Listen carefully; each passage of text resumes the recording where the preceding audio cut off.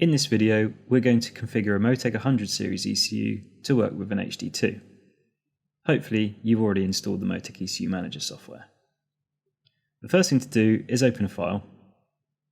What we've got to do next is go to Adjust, and then down to General Setup, and then Communications, and in here we can set up our custom datasets.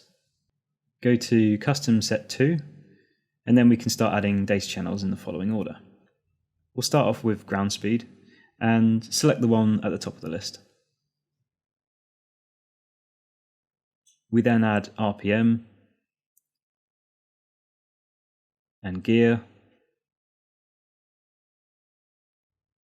and throttle. It's up to you which throttle you choose, but the throttle position TP is the butterfly position. Then brake pressure. If you don't have brake pressure, as you see here, you can use longitudinal G-force. Once you've done all that, all you need to do is click OK, and now we need to transmit these channels.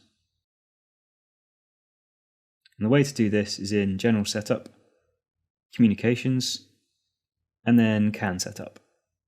You might already have something configured here, but if you haven't, like we have here, we've got 0, you can set this to 7. And what that's going to do is set the custom data set that we've configured to a standard compound CAN message output. Next, set the address to 31, and we're going to set the transfer rate to 100 Hz.